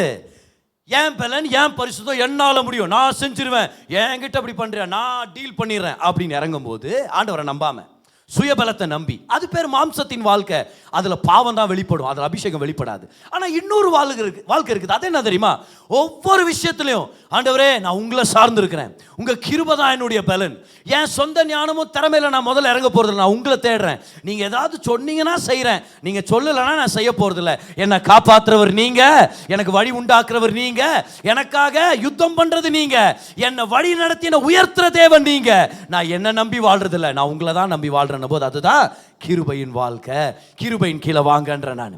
அபிஷேகம் ஃப்ளோ ஆகணும்னா கிருபையின் கீழே வாங்க. ஒரு சில பேருக்கு இந்த கேள்வி இருக்கலாம், ஆவியானவர் எனக்குள்ள இருக்கிறார் பிரதர், ஏன் பிரதர் ஒண்ணுமே பண்ண மாட்டேங்கிறார்? ஆவியானவர் சொல்றார், நீ என்ன ஏதாவது பண்ண விட்டாதான் பண்ணுவேன், நான் எதுக்கு எடுத்தாலும் நான் செஞ்சிடறேன், நான் முடிச்சிடறேன், நான் பார்த்துக்கிறேன். ஆவியானவர் சொல்றார், நானும் பார்த்துனே இருக்கிறேன் எப்போ முடிக்கிறேன்னு. நானும் பார்த்து நிற்கிறேன் எப்போ எனக்கு வழி விடுறேன்ட்டு. இல்லை நான் ஆவியானவர் சகாயமே பண்ண மாட்டேங்கிறீங்க. ஆவியானவர் சொல்ல கையை கட்டி போட்டு சகாயம் பண்ண என்ன சகாயம் பண்ண முடியும்? எப்போ நம்ம சொந்த கிரியைகளில் இறங்கிடுறோமோ, பெருமையில் இறங்கிடுறோமோ, சுயநீதியில் இறங்கிறோமோ, ஆவியானவருக்கு நம்ம வாய்ப்பே கொடுக்க மாட்டேங்கிறோம். ஆனால் எப்போ கிருபையின் கீழே வந்து சொல்கிறோமோ, என் சொந்த பலன் திறமை இல்லை, மாம்சத்துக்கு ஏற்றபடி இல்லை, ஆவிக்கு ஏற்றபடி நான் வாழும்படி தீர்மானிக்கிறேன், கிருபையின் கீழே வர்றேன்னு சொல்லும்போது அப்போ ஆவியானவர் வேலை செய்கிறார். பாருங்க, இங்கே இருக்கிற ஒவ்வொருத்தருக்கும் தெரியும் தேவன் இல்லாமல் நம்ம ஒன்றுமே இல்லை. அவருடைய பலன் இல்லாமல் நம்ம எல்லாருமே தோல்விகள் தான் அனுபவிச்சிருக்கிறோம். சில விஷயங்களை கர்த்தருடைய சகாயம் பெற்றுக்கொள்ளாமல் இறங்கி பிரச்சனையை சால்வ் பண்ணுறேன்னு இறங்கி நம்மளே பிரச்சனையாக மாறிட்டு இருக்கிறோம். சில பிரச்சனை சின்னதாக தான் இருக்கும், நம்ம போய் இறங்கி பெருசாக்கி விட்டுச்சா நான் இப்படி ஆயிடுச்சு, தலையை விட்டுருக்கூடாதோ, இதில் தோணுதா இல்லையா? அந்த மாதிரி நமக்கு இப்போ யாரையும் திரும்பி பார்க்காதீங்க, ஏன்னா யாரும் உங்களை பார்த்துன்னுக்குறாங்க அந்த மாதிரி. ஏன்னா இந்த மாதிரி சம்பவங்கள் நடக்குது, நம்ம உணர்றோம். நம்ம யாரும் பர்ஃபெக்ட் ஆனவங்க இல்லை, நம்ம எல்லாரும் பலவீனர்களாக இருக்கிறோம். அப்போஸ்தலர் பவுல் ஒரு அருமையான வசனத்தை வச்சிருக்கிறார் நமக்காக. ரோமர் 12:3 சொல்கிறாரு, நீ ஏன் உன்னை பற்றி அவ்வளோ நினச்சிக்கிற அப்படின்னு கேட்குறாரு. அதான் ஒரிஜினல் வெர்ஷன் பாருங்க. உங்களில் எவனானாலும் தன்னை குறித்து எண்ண வேண்டியதற்கு மிஞ்சி எண்ணாமல் அவனுக்கு தேவன் பகிர்ந்த விசுவாச அளவின்படியே தெளிந்த எண்ணம் உள்ளவனாய் என்ன வேண்டும். உன்னை பற்றி ரொம்ப நினச்சிக்காத அப்படின்ற. பக்கத்தில் உங்களை பார்த்து சொல்லுங்க, ஆர்டர் உங்கள்கிட்ட தான் பேசிங்கிறார் அப்படின்ட்டு. ரொம்ப நினச்சிக்கூடாது, என்னால் முடியும், என்ன செஞ்சு சாதிச்சிருவேன். பாரு நல்லா கவனிங்க, நம்ம எல்லாருமே தேவ கிருபை இல்லாமல் ஒன்றும் இல்லாதவங்க தான். நம்ம க்ளோஸாக இருக்கிறவங்களுக்கு நம்மளுக்கு தெரியும் பாருங்க. அதனால தான் நம்ம ஏதாவது சாதனை பண்ணால் ஆச்சரியமாக போவோம், நீயா கரெக்டாக யார் நம்ம இவனா? ஏன்? அவங்களுக்கு தெரியும் நம்ம பலவீனப்பட்டவர்கள்னு சொல்லி. நம்ம எல்லாருமே தோத்து போனவங்க தேவன் இல்லாமன்றது நம்ம உணரணும். கிருபையினால, எல்லாம் சொல்லுங்க கிருபையினால. கிருபை இல்லாமல் நம்ம ஒன்றுமே இல்லை. அவசரத்தில் பாருங்க, ஒரு சில விஷயங்கள் நம்ம செய்யும் போது மைண்டு சரியாக ஓடாது, என்னத்தையும் செஞ்சு தொலைச்சிரும். அப்படின்னா வேகமாக போய் காரில் உட்காந்து இமீடியட்டாக போலீஸ் ஸ்டேஷனுக்கு ஒரு கால். சார் என்ன சார் பண்ணுறது? வந்து காரில் வந்து உட்கார்றேன் சார், ஒருத்தர் துரத்திட்டு வந்தான், வந்து காரில் உட்கார்ந்தேன் நான், ஸ்டியரிங்கை காணோம், கியர் பாக்ஸை காணோம், என்ன சார்? போனை கட் பண்ணிட்டான். 2 நிமிஷம் விட்டு திரும்பி கால் பண்ணா, சாரி சார் நான் தான் அவசரப்பட்டு பேக் சீட்டில் உட்காந்து கால் பண்ணிட்டு இருக்கிறேன். இப்போ இது ஒரு எக்ஸாஜரேஷன் தான், ஆனால் பல தடவை இந்த ரொம்ப டென்ஷனான நேரங்களில் நம்மளுடைய பலன் வேலை செய்யறதில்லை, நம்மளுடைய திறமை வேலை செய்யல, நம்மளுடைய ஞானம் வேலை செய்யறதில்லை. பாரு, நான் கல்யாணம் ஆனவன், அதனால் நான் நிறைய மிஸ்டேக் பண்ணுறேன். அது இப்போ தெரிய வருது. கடைக்கு நான் அனுப்புகிறாங்க என்னுடைய மனைவி, ஆல்மோஸ்ட் பாருங்கள், ஏதாவது ஒரு விஷயத்தை நான் மறக்கிறதுக்கான வாய்ப்பு இருக்குது. இப்போ நான் ஆல்மோஸ்ட் 10 வருஷம் ஆக போகிறதுன்றதுனால ரொம்ப ஞானி ஆகிட்டேன் நான். ஆனால் ஆரம்பத்தில் 10 பொருள் கொடுத்தாங்கன்னா 9 பொருள் வாங்கிட்டு வரேன் கரெக்டாக. இது சொன்னியா? இல்லை சொல்லலைன்னு சில டைம் நினைப்பேன். இல்லை நீ சொல்லலைன்னு நினைக்கிறேன். இல்லை நான் சொன்னேன் அப்படின்வாங்க அவங்க. பார்த்தா அந்த 9 பொருள் இமீடியட்டாக தேவைப்படுறது இல்லையா, அந்த ஒரு பொருள் மறந்தேன் பாரு, அதுதான் இமீடியட்டாக போடணுமா பாருங்க. குண்டால பார்த்தீங்களா, இப்போ போட்டாகணும். அது ஏமா இவ்வளோ 9 அது ஏதாவது போடுமா? ஆனால் புரியுதா என்ன சொல்கிறேன், மறந்துடுது. அதனால் நான் ஒரு ஐடியா கண்டுபிடிச்சேன். எல்லா கணவர்கள் நல்லா கவனிச்சுங்க, மனைவிகளாக காது க்ளோஸ் பண்ணிக்கங்க. நான் ஒரு ஐடியா கண்டுபிடிச்சேன் பாருங்க. என்ன தெரியுமா, கடைக்கு போகும்போதெல்லாம் ஏதோ ஒன்று மறக்கிறதுக்கு கேரண்டின்ற மாதிரி ஆயிடுச்சு. அந்த டைமில் அவங்களுக்கு பிடிச்சது ஏதாவது ஒரு பொருள் வாங்கிக்கிறது. அப்படியே அவங்களுக்கு பிடிச்சது, அவங்க சாப்பிட்ற பொருள் ஏதாவது ஒன்று வாங்கிட்டு, ஏன்னா வீட்டுக்கு போய் பாக்கெட் திறந்து பார்ப்பாங்க, அது இல்லைன்னு பார்ப்பாங்க, கோவரம் நம்ம மேலே. ஆனால் இதை பார்ப்பாங்க, சமாதானமாகும். ஏன் மறந்துட்டாருன்னு எனக்கு தெரியும், ஏன்னா அவர் ஏன் நினைப்பாவே இருக்கிறாரு. எனக்கு வாங்க போய் அவர் இது மறந்துருக்க வாய்ப்பு இருக்கா இல்லையா? ஆனால் ஒரு நாள் வரனால எல்லாரும் நடக்கிறது என்னத்தை சொல்கிறது, நம்ம எல்லாருமே இம்பர்ஃபெக்ட் தானே. ஆனால் ஒரு நாள் பாருங்க, ஒரு நாள் சொன்னதெல்லாம் பக்காவாக வாங்கிட்டு வந்தேன், கரெக்டாக வாங்கிட்டு வந்தேன், எல்லா பொருட்களும் கரெக்டாக. எனக்கு ஒரே சந்தோஷம் அன்றைக்கி வந்து சொன்னேன்னு கூட நினைக்கிறேன். எனக்கு ஞாபகம் இருக்குது பாருங்கள். வீட்டுக்கு வந்து இன்றைக்கி எல்லா பொருளும் கரெக்டாக வாங்கிட்டு வந்துட்டேன் பார் அப்படின்னு கொடுத்துட்டு ஒரே சந்தோஷம். என்னை பற்றி நானே ரொம்ப நினச்சிக்கினேன். அப்போ சிலர் பவுல் சொன்னதை கவனிக்கலை. நான் நல்லா ரெடி ஆகிட்டு சர்ச்சுக்கு போகலான்னு சொல்லிட்டு கீழே இருக்கிறேன், வண்டியை காணோம். வண்டி எங்கே? ஒரு 2 நிமிஷம் எனக்கே ஒரு யோசனை வச்சு பாருங்கள். 100% உண்மையான ஸ்டோரி நான் சொல்கிறேன். கடையிலே விட்டுக்கிறேன் வண்டியை, கவர் நிறையா கரெக்டாக வாங்கின்னு வந்துட்டு வண்டியை கடையில் விட்டு அப்புறம் நடந்து போனேன், வெக்கப்பட்டு தாழ்மையோடு போனேன். ஆண்டவரே என்ன நீங்கள் தான் காப்பாற்றணும். எத்தனை தடவை இப்படி ஆயிருக்குது. நான் சில பேருக்கு பாருங்கள், பிரதர் உங்களுக்கு ஒரு மிஸ் கால் கொடுத்துக்கிறேன், அதுதான் என் நம்பருன்னுவாங்க. நான் வீட்டுக்கு போய்ட்டு அவங்களுக்கு கால் பண்ணேன், ஒரு மிஸ் கால் வந்துச்சு, யார் நீங்கள் அப்படின்ட்டு. இல்லை பிரதர் நீங்கள் தானே பிரதர் கொடுக்க வச்சு. ஆமாம்மா இல்லை தெரியும் சும்மா அப்படின்னு. நல்ல வேலை கிருபை நம்மளுக்கு அவைலபிளாக இருக்குது. கிருபை நம்மளை பார்த்து என்ன சொல்லுது பார், நீ உன் சொந்த பலத்தை சார்ந்தனா தோற்றுருவ, நீ தவறிடுவ, ஏதோ ஒரு விஷயம் கோட்டை விட்டுருவ. ஆனா சொந்த திறமை பலன் அப்படின்னு வாழாம தேவன் எனக்கு எல்லாமே வாழ்ந்தனா அபிஷேகம் வேலை செய்ய ஆரம்பிக்குது. எத்தனை பேர் ஒத்துக்கிறீங்க? உண்மையாவே நம்ம எல்லாம் குறை உள்ளவர்கள் தான். சத்தம் வராமன்னு சொல்லுங்க பார்க்கலாம். நம்மளை பத்தி நம்ம ஓவரா நினைச்சுக்க கூடாது. கவனிங்க, நம்மளுக்கு தாளந்துகள் இருக்குது, உண்மை. திறமைகளை கர்த்தர் தான் கொடுத்தார், உண்மை. ஆனா தாளந்துகளும் திறமைகளை நம்பி நம்ம வாழ்றதுக்காக கர்த்தர் கொடுக்கல. அவைகளை பயன்படுத்த வேண்டும். நம்பிக்கை கர்த்தர் மேல மட்டும்தான் இருக்கணும்.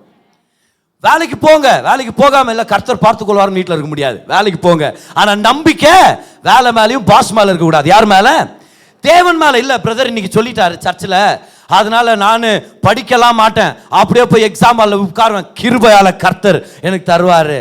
கிருபையால கர்த்தர் உங்களுக்கு படிக்கிற ஞானத்தை தர்றாரு.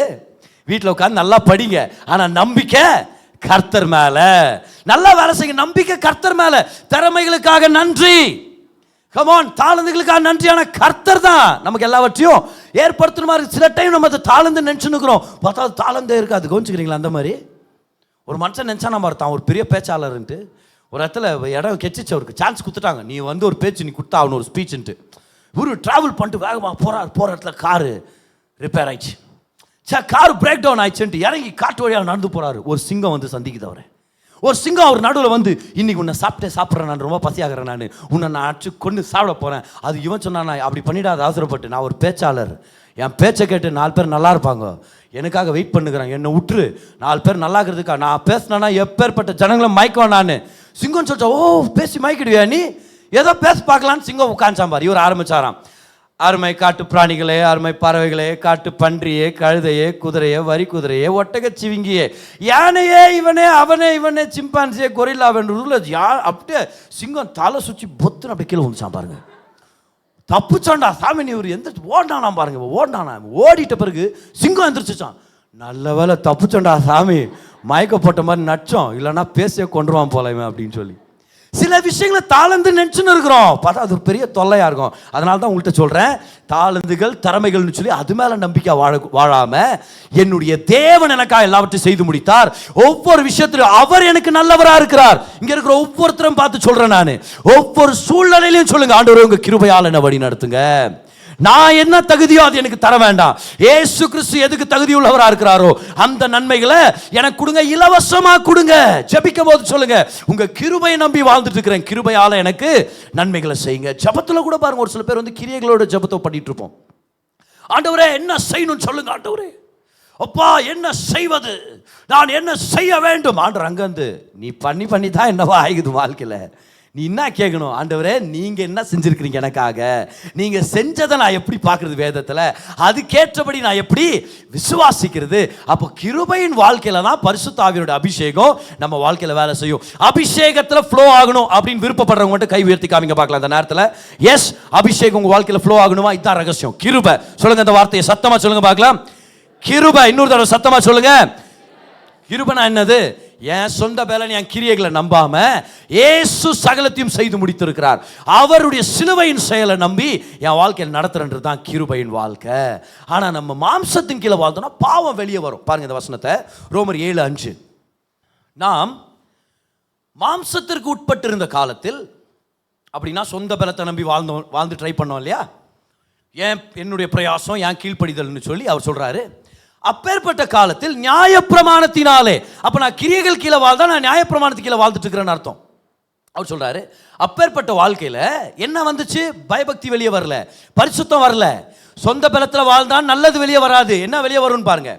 சொந்த பலத்துல வாழ்ந்தா, மாம்சத்துக்கு உட்பட்டு இருந்த காலத்தில் நியாயப்பிரமாணத்தினாலே தோன்றிய பாவ இச்சைகள் மரணத்திற்கு ஏதுவான கனிகளை கொடுக்கத்தக்கதாக நம்முடைய அவயங்களிலே பலன் செய்தது. நல்லா கவனிங்க, பவுல் சொல்றாரு, நான் மாம்சத்துல வாழ்ந்த போது நல்லது செய்யணும்னு நினைக்கிறேன், ஆனா நல்லது வெளியே வர மாட்டேங்குது, கெட்டது தான் வெளியே வருது. நான் நல்லா வாழணும் நானே தீர்மானம் எடுக்கும்போது, என் பலத்தை நம்பி தீர்மானம் எடுக்கும்போது கெட்டது தான் வெளியே வருது. அப்போ மாம்சத்தின் படி வாழ்ந்தா நன்மைகள் வராது, பாவம் தான் தூண்டப்படுகிறது, பாவம் தான் ஆக்டிவேட் ஆகுது.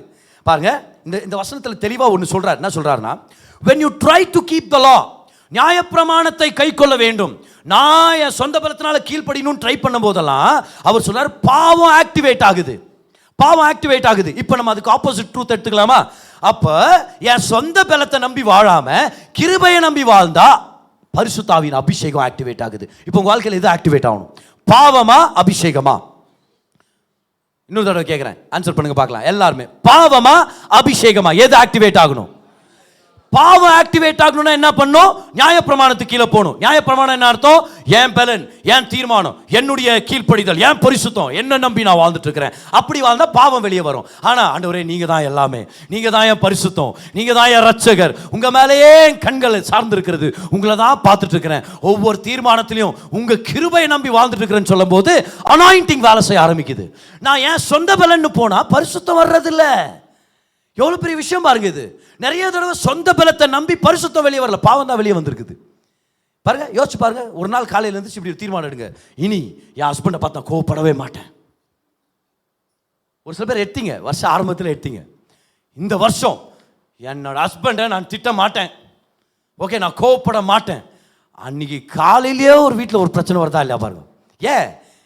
You are looking at your self. நான் கோவப்பட மாட்டேன், என் பலன், என்னுடைய சக்தியால நானு கோவப்பட மாட்டேன். அப்பதான் இன்னும் ஜாஸ்தி வரும். எதை செய்யக்கூடாது அப்படின்னு நம்ம நினைக்கிறோமோ, நம்மளை சார்ந்து நினைக்கும் போது அதுதான் வெளியே வரும் அதிகமா.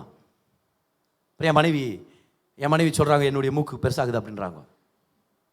ஓகே, ஆனா இப்ப பாருங்க, நான் அடுத்ததா பிரசங்கம் பண்றேன் 5 நிமிஷம், நீங்க மூக்கை பார்க்கவே கூடாது சொல்லிட்டேன் நான், சரியா? மூக்கை பார்க்க கூடாது. இப்போ நான் பிரசங்கத்தை கண்டினியூ பண்ணுறேன். இப்போ இவ்வளோ நேரம் நீங்கள் ஒன்றும் பெருசாக கவனிக்கல, நீங்கள் இல்லையா? அப்படி போகிற வர வசனத்தை கவனிச்சுட்டு ஆண்டவரே ஏசப்பான்னு உட்காந்துருந்தீங்க. இப்போ பாரு, இப்போ நான் பிரசங்கம் பண்ணுறேன் பாருங்க. நியாயப்பிரமாணத்தின் ஆள் இப்படி வரேன் நான். இப்போ என்ன தோணுது உங்களுக்கு? என்ன பெரிய மூக்கா அதுன்னு தோணுதா இல்லையா நமக்கு? ஏன்னா எப்போ நான் பார்க்கக்கூடாது, செய்யக்கூடாது, இது பண்ண மாட்டேன் அப்படின்னு சொந்த பலத்தை நம்புறணும், அப்போதான் அது வெளியே வரும் அதிகமாக. பாருங்க, சின்ன பசங்க விளையாடிட்டு இருக்கிறாங்க, அவங்க குட்டி பசங்க விளையாண்டுக்கிறாங்க. நீங்கள் போய் ஒரு வார்த்தை நீங்கள் சொல்லிட்டு போங்களேன், டேய் யாரும் கீழே எச்சு துப்பக்கூடாதுன்னு சொல்லிட்டு போங்க. அது வரைக்கும் துப்பி இருக்க மாட்டாங்கன்னு வச்சுக்கோ. பெருசா ஒரு 1/4 மணி நேரம் வந்து நீங்கள் பாருங்க, நீங்கள் சொல்லிட்ட பிறத்தா எச்சு அதிகமாக வருது. இப்போவே ஒரு சில பேருக்கு வருது பாருங்க, அது சொல்லி இல்லையா? நான் சொல்கிறேன் உங்களை பார்த்து, ஒரு பிங்க் கலர் எலிஃபெண்ட்டை யோசிச்சு பார்க்காதீங்கன்ற நான். யோசிச்சு பார்க்காதீங்க. எப்போ ஏன் யோசிக்கிறீங்க? இல்ல பாரு, இப்ப என்ன சொல்றேன், எப்ப நான் இதை செய்யாதீங்க, இது பண்ணாதீங்க, நீங்க செய்யாதீங்கன்னு சொல்லி உங்க பலத்து மேல ஃபோக்கஸ் பண்றனோ, எதை செய்யக்கூடாதுன்றதோ அதுதான் இப்ப பெருசா தோணுது. எல்லாரும் சொல்லுங்க பார்க்கலாம். மாம்சத்தின் கீழே வாழும்போது, இப்படி சொல்லுங்க, எல்லாரும் சொல்லுங்க, சொந்த பலத்துல வாழும்போது பாவம் ஆக்டிவேட் ஆகுது. இப்ப எல்லாரும் சொல்லுங்க, கிருபையின் கீழே வாழும்போது அபிஷேகம் ஆக்டிவேட் ஆகுது. எழுதிங்க அந்த ஸ்டேட்மெண்ட், எழுதிங்க பார்க்கலாம். இன்னைக்கு ரொம்ப முக்கியமானது. ரோமர் 7:5 அப்போஸ்தலர் பவுல் அதை நம்மளுக்கு வெளிப்படுத்தி இருக்கிறார். அவர் சொல்றார், when you try to keep the law, sin is activated, but when you live under grace, the anointing is activated. பரிசுத்தமா வாழணுமா? நான் பரிசுத்தமா வாழ்வேன், நான் நிச்சயம் இருப்பேன், நான் இப்படி பண்ண மாட்டேன், நான் இப்படி பண்ண மாட்டேன்னு சொன்னீங்கன்னா பாவம் தான் அதிகமா வரும். ஏன்னா you are looking to yourself.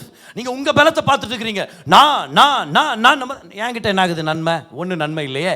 ஆனா ஆண்டவர்கிட்ட வந்து, அப்பா நீங்க நல்லவர், உங்க கிருபை பெரியது, உங்க தயவு பெரியது, உங்க அன்புக்காக நன்றி, உங்க பரிசுத்தம் எனக்குள்ள கொடுத்ததுக்காக நன்றி, உங்க நீதியை எனக்குள்ள வைத்ததுக்காக நன்றி, உங்க கிருபைக்கு நன்றி, எல்லாம் இலவசமா கொடுத்துட்டீங்களேன்னு சொல்லுங்களேன். பரிசுத்தம் தானா வரும். முதல் ட்ரை பண்ணி இன்னும் மோசமான பாவியா போன நிலைமை மாறி இப்ப ட்ரை பண்ணாமலே பரிசுத்தமா வாழ்றது உங்க வாழ்க்கையில தோணப்படும். காரணம் என்னது?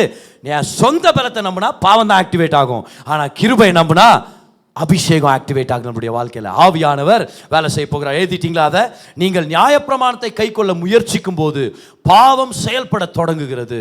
நீங்கள் கிருபையின் கீழ் வாழும்போது அபிஷேகம் செயல்பட தொடங்குகிறது. கிருபையின் கீழே வாழ்ந்தீங்கன்னா அபிஷேகம் வேலை செய்ய ஆரம்பிக்கும். இன்னைக்கு நம்ம கத்துக்கிற செய்தி, நம்மளுடைய டீச்சிங்கே, இதோடைய தீம் இதுதான் பாருங்க. அபிஷேகம் வேலை செய்யணும்னா கிருபையின் கீழே வந்தாகணும். கிருபையுடைய அந்த நிறைவை பெற்றுக்கொள்ளணும். கிரேஸ் உடைய ரெவலேஷனை பெற்றுக்கொள்ளணும். நம்ம பல நாட்கள் அந்த ஸ்டோரியை பார்த்துட்டு வரோம். நீங்க ஆன்சர் பண்ணுவீங்க பாருங்க. இப்ப வேதத்துல முதல் தடவை ஒருத்தர் ஜெபம் பண்ணி ஒருத்தர் சுகமாகறாங்க. அது எந்த பாசேஜ்ல இருக்குது? யாருக்கா தெரியுமா? First mention Genesis 20. ஜெனிசிஸ் 20ல என்ன சம்பவம் நடந்துச்சு? ஒரு 2-3 வாரமா அந்த சம்பவத்தை பத்தி தான் பேசிட்டு வரோம். ஆபிரகாம்ன்றவர் தான் மனைவி ரொம்ப அழகா இருக்கிறாங்க, இவரை கொன்னுட்டு யாராவது அவங்கள கட்டிக்குவாங்கன்ற பயத்தில் என்ன பண்ணிட்டாரு, போற இடத்துலலாம் தங்கச்சி தங்கச்சின்னு கூப்பிட ஆரம்பிச்சிட்டாரு. என்ன, அது உயிரை காப்பாற்றிக்கிறதுக்காக. அந்த அம்மாவை என்ன பண்ணுது, சரி இவர் சொல்றாரு, இவர் மரியாதைக்காவது பண்ணலான்ட்டு, அண்ணே ஆமாண்ணே ஆமாண்ணே கரெக்டுண்ணே வாங்கண்ணே போலாண்ணே அப்படின்னு இந்த அம்மாவும். இப்போ நல்லா கவனிங்க, அந்த ராஜா என்ன பண்ணிட்டாரு, ஓ இது ஒரு தங்கச்சி ஆக்கும், அப்படின்னு ஆபிரகாம், உன் தங்கச்சி எனக்கு ரொம்ப பிடிச்சிக்குது, உன் தங்கச்சி தான் இந்த நாட்டுக்கு ராணி ஆகணும்னு எனக்கு ஒரு ஆசை, அதனால நீ அனுப்பி வைனோன்னு. ராஜா, என் தங்கச்சி நீங்க கட்டிக்கிறீங்களா, சந்தோஷம் அனுப்பி வைக்கிறார் இவர். அன்னைக்கு நைட்டு ஆண்டவர் வர்றாரு. ஆண்டவர் அபிமெலேக்குடைய கனவுல வந்து, Abimelech you're a dead man அப்படின்றார். செத்த நீ அப்படின்றார். எப்படி இருக்குது பாருங்க. எத்தனை பேருக்கு அந்த மாதிரி ஒரு வார்த்தை வேணும்? தயவுசெய்து கை தூக்காதீங்க. ஆண்டவர் நீ செத்த நீ அப்படின்னு. ஐயோ ஆண்டவரை என்ன தப்பு பண்ண, நீ கூட்டினு வந்தே பொண்ணு இன்னொருத்தருடைய மனைவி, ஐயோ தெரியாம பண்ணிட்டேன், அதுக்கு தான் வார்னிங் குத்துனுங்கிறேன், ஒழுங்கு மரியாதை ரிட்டர்ன் குத்துரு. ஏன் தெரியுமா? அவர் ஒரு தீர்க்கதரிசி, அவர் ஜெபிச்சார்னா தான் உனக்கு சுகம்.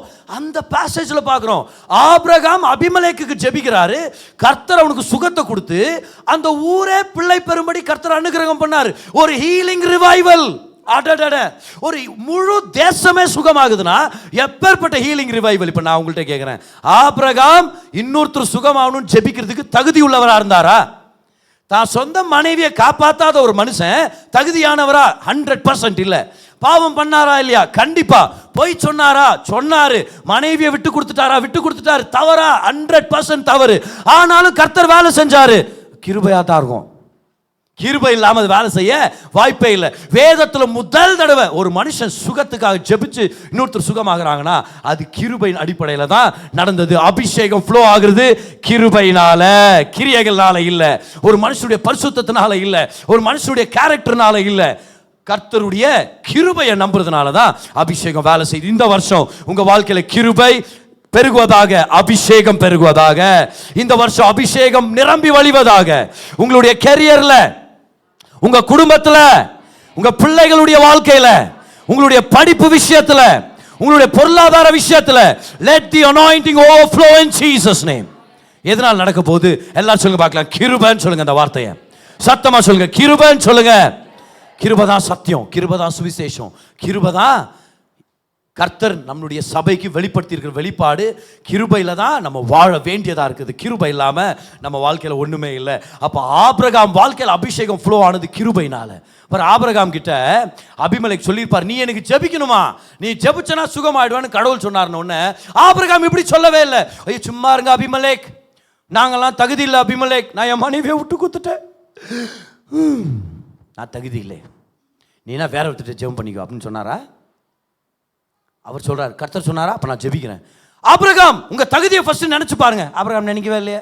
ஆபிரகாம் நீங்க யோக்கியனா நினைச்சு பாருங்க. நினைச்சு பார்க்கவே இல்லை அவர். ஏன்? அவரை பொறுத்த வரைக்கும் ஒண்ணு தெரியும், விசுவாசத்தினால் நான் நீதிமானாக்கப்பட்டிருக்கிறேன், கிருபையினால நான் ஜெபிக்கிறேன், கிருபையினால் அபிஷேகம் ஃப்ளோ ஆகும். அதனால அபிஷேகம் ஃப்ளோ ஆகணும்னா நான் தகுதியா, நான் யோக்கியமா அப்படிலாம் கேள்வி கேட்க கூடாது. கர்த்தர் வாக்கு பண்ணி இருக்கிறாரா? சிலுவையில் இயேசு மரித்தது உண்மையா? எனக்காக செய்து முடிச்சது உண்மையா? அவருடைய கிருபையை நம்புறேன், அபிஷேகத்தை பார்க்கிறேன். கிருபையை நம்புறேன், அபிஷேகத்தை பார்க்கிறேன். பொருளாதாரத்துல கிருபையை நம்புறேன், அபிஷேகத்தை பார்க்கிறேன். என்னுடைய ஊழியத்துல கிருபையை நம்புறேன், அபிஷேகத்தை பார்க்கிறேன். கர்த்தர் உங்களை பார்த்து சொல்றாரு, உங்களுடைய ஊழியத்துல, உங்களுடைய வாழ்க்கையில், உங்களுடைய திருமணத்துல கிருபையை நம்புங்க, மாம்சத்தை நம்ப வேண்டாம். கிருபையை நம்புங்க, சொந்த பிரயாசத்தை நம்ப வேண்டாம். ஒவ்வொரு விஷயத்துல சொல்லுங்க, தகுதி இல்லாத எனக்கு தேவன் தயவுகளை ஆயத்தப்படுத்தி இருக்கிறார். ஓ தகுதி இல்லாதவன் நானு, ஆனா எனக்கு ஆசீர்வாதங்களை கொடுத்து என்ன வாழ வைத்திருக்கிறார். கிருபை நம்பிட்டு இருக்கிறேன். கிருபை நம்புறதுனால தான் அபிஷேகம் நம்ம வாழ்க்கையில வேலை செய்யும். ஆமென். இன்னைக்கு கிருபையில வாழ்றதுனா என்ன? கிருபையின் கீழே வாழ்றதுனா அதுக்கான அர்த்தம் என்னது பாருங்க. உங்களுக்கு ஒரு 5 விஷயத்தை நான் உங்களுக்கு காமிக்கிறேன். What does it mean to live under grace? அந்த 5 விஷயங்களையும் மீடியா நம்மளுக்கு டிஸ்ப்ளே பண்ணி சகாயம் பண்ணுவான் பாருங்க. 5 things how to know whether you are under grace or what does it mean to live under grace. கிருபையின் கீழே வாழ்வதுனா அதுக்கு என்ன அர்த்தம், எப்படி அது கிருபையின் கீழே வாழ்றது? முதலாவது பாருங்க, தகுதி இல்லாதவனுக்கு தேவன் தயவு அளிக்கிறார் என்ற நம்பிக்கையில நீங்க வாழணும். live under the unmerited favor of God. live under the unmerited favor of God. ஒவ்வொரு தடவை ஜெபிக்கும் போதும் உங்களுக்கு என்ன தகுதியோ அதுக்காக ஜெபிக்க கூடாது. சில பேர் பாருங்க, பிரதர் என் தகுதி உள்ளதா இதுதான் ஜெபிக்குவேன் பிரதர், என் உபவாசம் இந்த அளவுக்கு தான், என் வேத வாசிப்பு இந்த அளவுக்கு தான், அதனால இந்த அளவுக்கு மட்டும் ஜெபிக்கிறேன். கர்த்தர் கேட்கிறாரு, உனக்கு உகந்தது உனக்கு வேணுமா, இல்ல கிறிஸ்துவுக்கு உகந்தது உனக்கு வேணுமா? அவருக்கு என்ன தகுதியோ அதை பெற்றுக்கொள்றது பேர் தான் கிருபையின் வாழ்க்கை. So live under the unmerited favor of God. ரெண்டாவதா பாருங்க, when you are under grace you will be in love with Jesus. ஏன்னா கிருபைன்றது ஒரு நபர். கிருபைன்றது ஏதோ ஒரு புதுவிதமான பிரசங்கம் இல்லை, கிருபைன்றது ஒரு புது ரெவல்யூஷன் இல்லை, கிருபைன்றது ஒரு நபர். நியாயப்பிரமாண மோசேயின் மூலமாய் கொடுக்கப்பட்டது, கிருபையும் சத்தியமும் இயேசுவாகவே வந்தது, உண்டானது. Stay in love with Jesus. இயேசு கிறிஸ்துவோட ஒரு அன்பின் உறவுல நிலைத்திருங்கன்னு சொல்றேன் நான். இயேசுவை நீங்க நேசிக்கலன்னா இங்க கிருபையின் கீழே இல்லைன்னு அர்த்தம். To you love Jesus? ஒவ்வொரு நாள் அவரை பத்தி நினைச்சிட்டு இருக்கிறீங்களா? ஒவ்வொரு விஷயத்துல அவர் மகிமைப்படணும்னு நினைக்கிறீங்களா? அப்படி நீங்க நினைக்கலனா இன்னைக்கு நான் உங்களை இன்வைட் பண்றேன், கம் பேக் டு கிரேஸ். கிருபையின் கீழே வாங்க. மூன்றாவதா எதுக்கு பார்க்கலாம், when you are under grace you should reject guilt and condemnation. குற்ற உணர்ச்சியையும் பாவ உணர்வையும் நியாய தீர்ப்பின் மனப்பான்மையும் நீங்க எதிர்த்து நிற்க கற்றுக்கொள்ள வேண்டும். Reject condemnation. சில பேர் பாருங்க, பாவ உணர்ச்சியை வரவேற்றுக்குவாங்க. அது என்னவோ ஆவியானவர் கொண்டு வர்றாருன்னு நினைச்சிடறாங்க. அவங்க பாவத்தை பத்தி அவங்களே நினைச்சுன்னு இருக்கிறது ஆவியானவர் கொண்டு வர்றாருன்னு நினைச்சிடறாங்க. அப்புறம் சொல்றது, ஆவியானவர் என்ன ரொம்ப கடிந்து கொள்கிறார் பிரதர். அது ஆவியானவர் இல்லை, சைத்தான் வந்து ஒரு எண்ணங்களை போட்டுட்டு போயிருது. நீ சரியில்லை, நீ பாவம் பண்ணிட்ட, நீ எல்லாம் உருவிட மாட்ட அப்படியே சொல்றது. ஆவியானவர் என்ன பார்த்து உருவிட மாட்டேன்றார் பிரதர். ஆவியானவர் அப்படி சொல்ல மாட்டார். அவர் தேற்றரவாளன், திற்றவாளன். அப்படியா படிக்கிறான்? தேற்றரவாளன். அவர் அடிக்கிறவாளன் இல்லை, போட்டு புரட்டி எடுக்கிறவாளன் இல்லை, தேற்றரவாளன். அப்படிப்பட்ட வார்த்தைகள்லாம் தமிழ்லே இல்லைன்னு நம்மளுக்கு தெரியுது. ஆனால் அவர் தேற்றரவாளன். ஆவியானவர் வேற. பாவ உணர்ச்சியை வரவேற்காதீங்க. அன்னைக்கு ஒருத்தர் சொல்றாங்க, கிறிஸ்வின் கம்யூனியனுக்கு முன்னாடி நம்ம பாவத்தெல்லாம் நினைச்சு அழுவாம கம்யூனியன் எடுக்கிறது எனக்கு நிறையவே இல்லை அப்படின்றாங்க.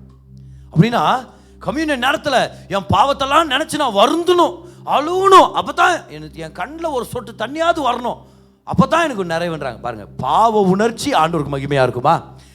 அவர் உங்களுக்காக ரத்தம் சிந்தி பாவத்தெல்லாம் கழுவி உங்களை நீதிமானாக்கி இருக்கிறாரு. அப்பேற்பட்ட நம்ம வந்து நான் பாவி ஆண்டவரே அப்படின்னா அது பயபக்தியா? அது பெருமை, அது அகந்தை. அது கர்த்தரை எதிர்த்து நிற்கிறார். ஆண்டவருடைய சமூகத்தில் வந்து நீங்கள் தவறே பண்ணியிருந்தாலும் தேவனுடைய பிள்ளையாக இருக்கிறதுனால அவருடைய சமூகத்தில் வந்து நான் உங்கள் பிள்ளை, ரத்தத்தை நம்பி வந்திருக்கிறேன், நீங்கள் என்ன நீதிமான் ஆக்கி இருக்கிறீங்க, ஏசுவின் நாமத்தில் கேட்குறேன் எனக்கு சுகத்தை கொடுங்க, ஏசுவின் நாமத்தில் கேட்குறேன் கடன்லேருந்து எனக்கு விடுதலை கொடுங்க, ஏசுவின் நாமத்தில் கேட்குறேன் என்னை வாழ வைங்க ஆண்டவரே, ஏசுவின் நாமத்தில் கேட்குறேன் எனக்கு தயவு செய்யுங்கன்னு சொல்லும்போது அதில் தான் கர்த்தர் மகிமைப்படுகிறார். உங்கள் தவறுகளை மேன்மைப்படுத்துறதுனால அது கர்த்தருக்கு மகிமை இல்லை. அவர் செய்து முடிச்சதை மேன்மைப்படுத்துறது தான் கர்த்தருக்கு மகிமை. குற்ற உணர்ச்சியை நிராகரிச்சிருங்கன்னு சொல்கிறேன் நான். Reject condemnation, reject guilt in your life in Jesus name. எப்பேற்பட்ட பாவமாக இருந்தாலும் என்ன பாருங்க, கர்த்தர் உங்களை மன்னிச்சிட்டார். கர்த்தர் உங்களை மன்னிச்சிட்டார். அந்த பாவத்தை அவர் திரும்பியும் ஞாபகத்துக்கு கொண்டு வர போறது இல்லை. இயேசுவின் ரத்தம் அதை கழுவியாச்சுனா அதை கழுவியாச்சு, அவ்வளவுதான். நீங்க பாவி இல்லை, நீங்க தேவனுடைய பிள்ளை. இயேசுவே என் உள்ளத்துல வாங்கன்னு கூப்பிட்டுட்டீங்க, அவ்வளவுதான். உங்க வாழ்க்கை மாறிடுச்சு. நீங்க பழைய பாவி இல்லை, நீங்க நீதிமானா இருக்கிறீங்க, நீங்க தேவனுடைய பிள்ளை. இந்த குற்ற உணர்ச்சிக்கு இடம் கொடுக்காதீங்க. நான்காவதாக, கிருபையின் கீழே எப்படி வாழ்றது பிரதர்? நன்றி உள்ளத்தோட இருங்கன்ற. நான் கிருபையின் கீழே இல்லாதவங்க என்டைட்டில்மெண்ட்ல போயிடுவாங்க. என்டைட்டில்மெண்ட்னா என்ன தெரியுமா? கண்டதுக்கும் கசப்பா இருப்பாங்க, கண்டதுக்கும் அடுத்தவங்க மேலே எரிஞ்சு விழுந்துனே இருப்பாங்க எப்போவுமே. இப்போ எப்போவாவது ஒரு தடவைன்றது வேற இல்லையா, அது கூட தவிர்த்தார் உங்களுக்கு ரொம்ப நல்லா இருக்கும். ஆனால் எப்போ பார்த்தாலும் எதுக்குமே நன்றியாக இருக்க மாட்டாங்க. நல்ல என்ன சொல்கிறது, நல்ல மனைவியை கர்த்தர் கொடுத்துருப்பாரு, அந்த மனைவியை கொண்டாட மாட்டாங்க. அழகான பிள்ளைகளை கர்த்தர் கொடுத்துருப்பாரு, அந்த பிள்ளைகளை கொண்டாட மாட்டாங்க. எப்போ பார்த்தாலும் வாழ்க்கையில் இருக்கிற குறைவையே பேசிகிட்டு இருப்பாங்க. பாரு, அவங்க கிருபையின் கீழே வரணும். கிருபையின் கீழே வந்த உடனே கண்கள் திறக்கப்படுது. நல்ல மனைவியை தந்தீங்களே, நன்றி ஆண்டவரே. இப்பேற்பட்ட மனைவிக்கு நான் தகுதி இல்லை, ஆனாலும் கொடுத்தீங்க கிருபை. இப்பேற்பட்ட பிள்ளைகள் எனக்கு கொடுத்துருக்கிறீங்க, அழகான குழந்தைகள் கொடுத்துருக்கிறீங்க, நான் அதுக்கு தகுதியே இல்லை, ஆனால் எனக்கு கொடுத்துருக்கிறீங்க, எல்லாம் உங்களுடைய கிருபை. வாழ்க்கையில் கசப்பை வளர்த்துக்காதீங்க. If you are harbouring bitterness in your heart, that means you are not under grace. இன்னொரு தடவை சொல்கிறேன் பாருங்க, இந்த டைம் தமிழில் சொல்கிறேன். உங்கள் மனதளவில் கசப்பை வளர்த்துக்கிட்டீங்கன்னா, யார் மேலேயோ ஏதோ சம்பவத்தினால இருக்கலாம், நியாயமான காரணமாக கூட இருக்கலாம். பாருங்க, உங்கள் மனதில் ஒரு கசப்பை நீங்கள் வளர்த்துக்கிட்டீங்கன்னா, உங்களை ஒரு விக்டிமாக பார்த்தீங்கன்னா, நான் பாதிக்கப்பட்டவன், இவங்களால் பாதிக்கப்பட்ட, அவங்கள மன்னிக்கவே மாட்டேன், இனி அவங்க கிட்ட இப்படி நடந்துக்கவே மாட்டேன் அப்படின்னு சொல்லி ஒரு கசப்பை வளர்த்துக்கிட்டீங்கன்னா, you are not under the grace of God. ஏன் தெரியுமா? கிருபையின் கீழே வந்து என்ன தெரியுமா சொல்வீங்க? அவன் என்னத்த எனக்கு தீமையை பண்ணுறது, அவன் பண்ணுறதை காட்டிலும் பல மடங்கு கர்த்தர் எனக்கு நன்மையை திருப்பி செய்ய அவர் வல்லவராக இருக்கிறார். மன்னிக்கிறேன் போ, மன்னிச்சிடறேன் போ, நல்லா இரு, நல்லா என்ன முடியுமா சகாயத்தையும் நான் உனக்கு பண்ணுறேன் போ, ஒன்றும் பிரச்சனை இல்லை. என் கர்த்தர் என் பாவத்தையே மன்னிச்சிருக்கிறார், நான் உன் பாவத்தை மன்னிக்க மாட்டேன்னா. அதான் கிருபையின் வாழ்க்கை. Gratitude. See, I always say grace has an attitude. It's called gratitude. கிருபைக்கு ஒரு மனப்பான்மை இருக்குது, அது நன்றி சொல்லுதலுடைய மனப்பான்மை. எல்லா விஷயத்துக்கும் நன்றி செலுத்துங்கன்ற. உங்கள் மனைவிக்காக நன்றியாருங்க, கணவருக்காக நன்றியாருங்க, ஒரு நல்ல சபைக்காக நன்றியாருங்க, உறவுகளுக்காக நன்றியாருங்க, உங்களுடைய நண்பர்களுக்காக நன்றியாருங்க, உங்களுடைய வேலைக்காக நன்றியாருங்க. எப்போ பார்த்தாலும் வேலைக்கு போனாலே மூஞ்சு சுருங்கின மாதிரி தான் வேலைக்கு போகிறது. எலுமிச்சங்க வேற புளிஞ்சு விட்டுக்கிறாங்க என்ட்ரு ஆகும்போதே. மூஞ்சி அப்படி இப்படியே தான் இருக்கும். என்ன பாஸ், என்ன வேலை, என்ன ஒர்க் லோடு, என்ன டார்கெட்டு, என்ன இன்சென்டிவ் இன்னும் வரல, என்னத்தை இப்படி. அப்போ ஆண்டவர் பாரு எல்லாம் கிருபை, ஞாபகம் வச்சுக்கோ. அவன் வேலை இல்லாமல் கஷ்டப்பட்டுக்கிறாங்க, உனக்கு வேலை வாய்ப்பு ஏற்படுத்தி கொடுத்துருக்குறேன்னா கிருபையை நீ கொண்டாட வேண்டியதாக இருக்கிறது. நன்றி செலுத்துங்க. யார் யார் நன்றி செலுத்துறது கம்மி ஆயிடுச்சு, கிருபையின் கீழே இருந்து நீங்கள் வெளியே போயிட்டு இருக்கிறீங்கன்னு அர்த்தம். இன்னைக்கு திரும்பி வாங்க. Thank God. 1000 பிரச்சனைங்க இருக்கலாம் உங்கள் வாழ்க்கையில், உயிரோடு இருக்கிறீங்களே. எல்லாரும் சொல்லுங்க, அப்பா உங்களுக்கு நன்றின்னு சொல்லுங்க பார்க்கலாம். இன்னைக்கு சாப்பாட்டுக்கு கர்த்தர் வழி உண்டாக்கி இருக்கிறார்ல, சொல்லுங்க தேங்க்யூ ஜீசஸ் சொல்லுங்க பார்க்கலாம். உங்களுக்கு ஒரு நல்ல குடும்பத்தை கர்த்தர் கொடுத்துருக்கிறார், சத்தமா சொல்லுங்க தேங்க்யூ ஜீசஸ். வேலை வாய்ப்பு ஏற்படுத்தி கொடுத்துருக்கிறார், சொல்லுங்க ஹalleluya. ஓ, ரட்சிக்கப்பட்டிருக்கிறீங்க. எத்தனை பேர் தேங்க்யூ சொல்ல முடியும் அந்த விஷயத்துல? அவர் நல்லவர்னு தெரிஞ்சுக்கிட்டீங்க, சொல்லுங்க தேங்க்யூன்னு சொல்லுங்க பார்க்கலாம். ஓ, இன்னைக்கு அடுத்த நாள் என்ன நடக்குதுன்னு தெரியலனாலும் ஒரு நம்பிக்கையோடு இன்னைக்கு உட்கார்ந்து இருக்கிறேன்னா அந்த நம்பிக்கைக்காக கர்த்தருக்கு நம்ம நன்றி செலுத்த முடியும். எல்லாரும் சொல்லுங்க தேங்க்யூ ஜீசஸ்ன்னு சொல்லுங்க பார்க்கலாம். காசப்பெல்லாம் தூக்கி எறிங்க. கிறிஸ்தவர்கள் நீங்க, நம்மலாம் தேவனுடைய பிள்ளைகள், சந்தோஷமா இருக்கலாம். கிருபையின் கீழே இருக்கிறோம் நம்ம. 5வது ஐதிங்க பார்க்கலாம். when you're under grace. நீங்க கிருபையின் கீழே இருக்கும்போது உங்க வாழ்க்கையில காணப்படுகிற ஒரு அருமையான விஷயம் என்ன தெரியுமா?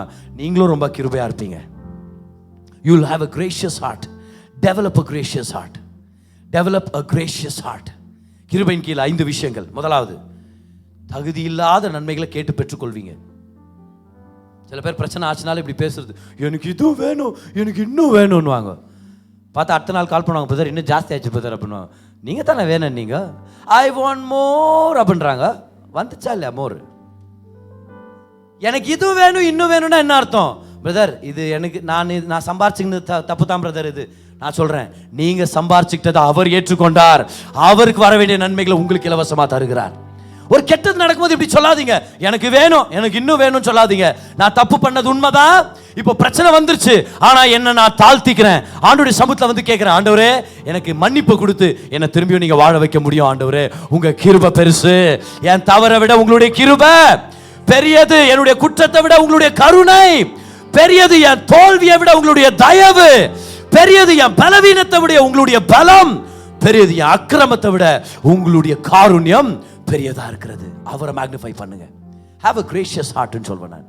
எல்லார் மேலயும் கிருபையா இருங்க, எல்லார் மேலயும் கிருபையா இருங்க. நீங்க அனுபவிச்ச கிருபையை உங்க சுத்தில இருக்கிறவங்களுக்கு கொடுங்க.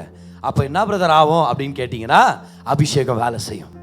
அபிஷேகம் வேலை செய்யும். இன்னைக்கு சில பேருக்கு இந்த கேள்வி, ஏன் பிரதர் என் வாழ்க்கையில் அபிஷேகம் வேலை செய்ய மாட்டேங்குதுன்னா, maybe you are trying too much on your own.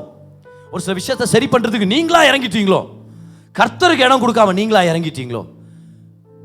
பொறுப்புகள் இருக்குது, பொறுப்புகளை விட்டு விலகிடாதீங்க. தாயாக ஒரு பொறுப்பு இருக்குது, தகப்பனாக பொறுப்பு இருக்குது, பிள்ளையாக உங்களுக்கு ஒரு பொறுப்பு இருக்குது, ஒரு எம்ப்ளாயியா உங்களுக்கு பொறுப்புகள் கொடுக்கப்பட்டிருக்கிறது, ஒரு போதகனா எனக்கு பொறுப்புகள் இருக்குது. பொறுப்புகளை நான் ரிலிங்க்விஷ் பண்ணிட்டு நான் கிருபையின் கீழே இருக்கிறேன்னு சொல்லக்கூடாது. கிருபை ஒரு காலமும் ஒருத்தரையுமே சோம்பேறியா மாத்தாது. ஒரு மனுஷன் சோம்பேறியா இருந்துட்டு கிருபைன்னு சொன்னானா அவங்க ரியலாவே கிருபையின் கீழே இல்ல. கிருபை பொய்யானதுல அவங்க போய் பேசிட்டு இருக்கிறான்னு அர்த்தம். கிருபை நம்மளை இன்னும் அதிகமா தான் வேலை செய்ய வைக்கும், இன்னும் கர்த்தருக்காக பிரயாசப்பட வைக்கும், இன்னும் அதிகமா ஊழியம் செய்ய வைக்கும். when you are under grace you are empowered. where does that empowerment come? பாருங்க அந்த வசனத்துக்கு வாங்க. 1 கொரிந்தியர் 15:10 வாங்க.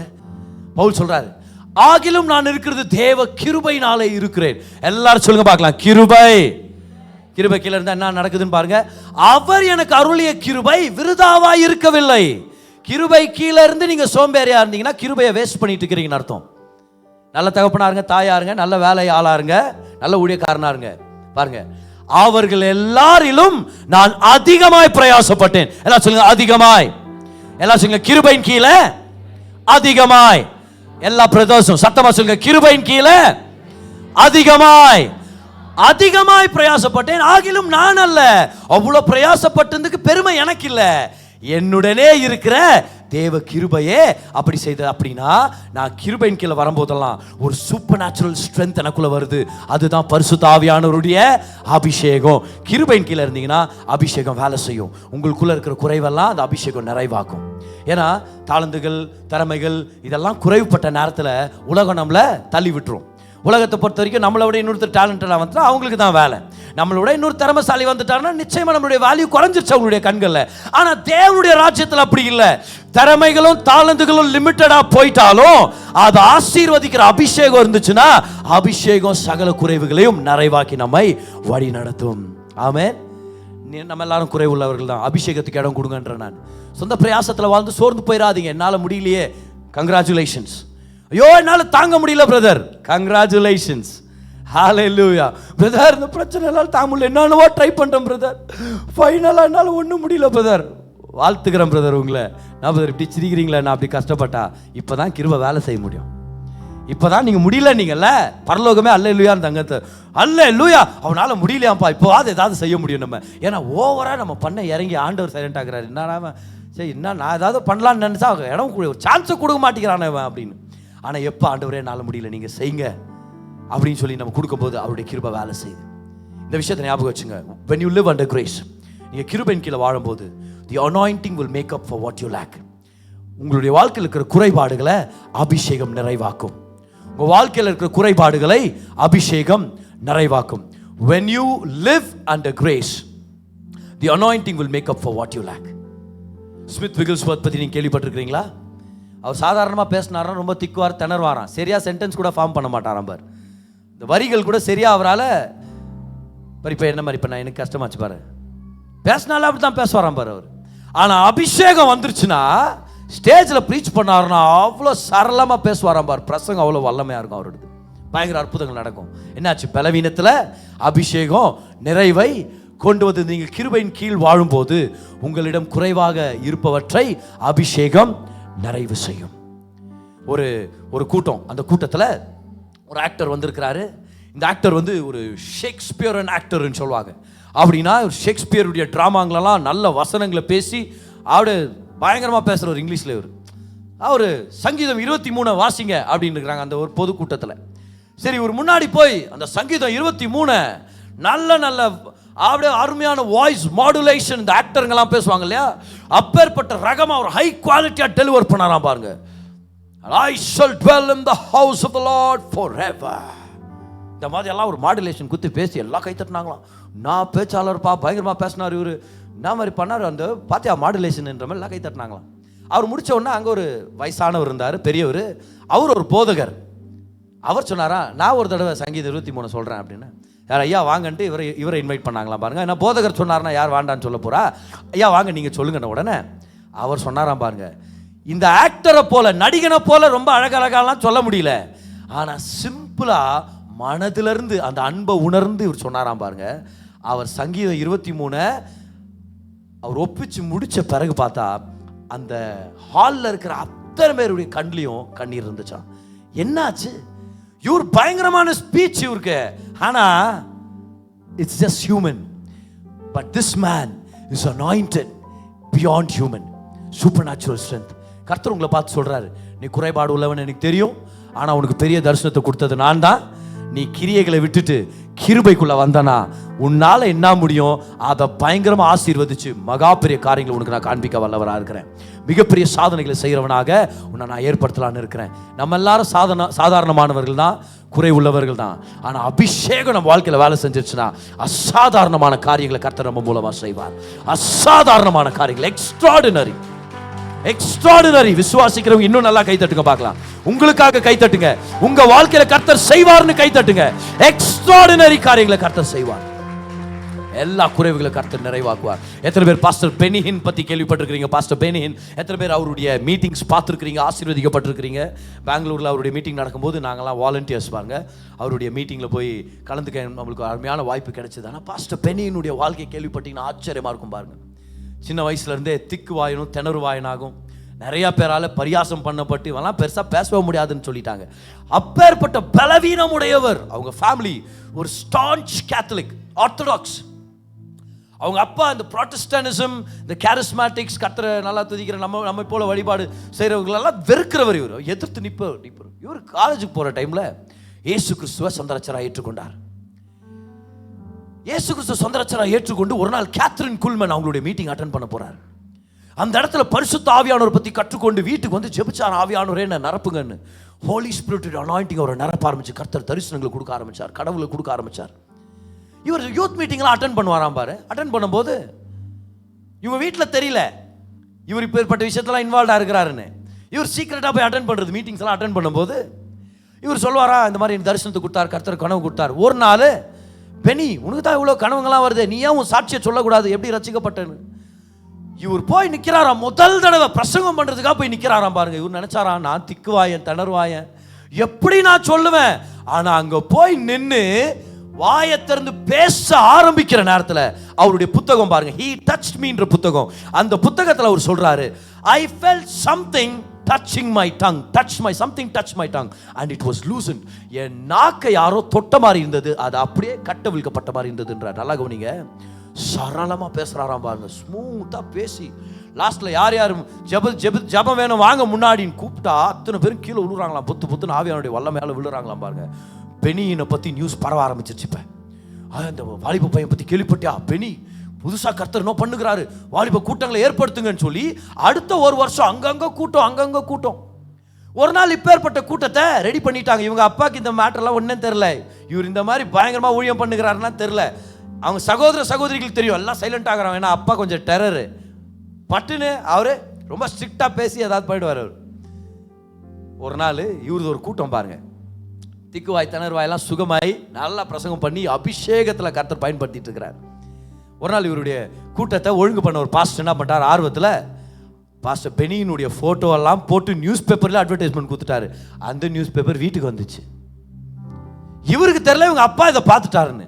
கூட்டத்துக்கு இவர் அப்பா நான் ப்ரேயருக்கு போயிட்டு வரேன்ப்பா அப்படின்னு கிளம்பிட்டார். இவர் கூட்டத்தை பிரசங்கம் பண்ணுறதுக்கு ஸ்டேஜில் உட்காந்துருக்கிறாராம் பாருங்க. அவங்க அப்பாவும் அம்மாவும் உள்ளே வராங்களாம்.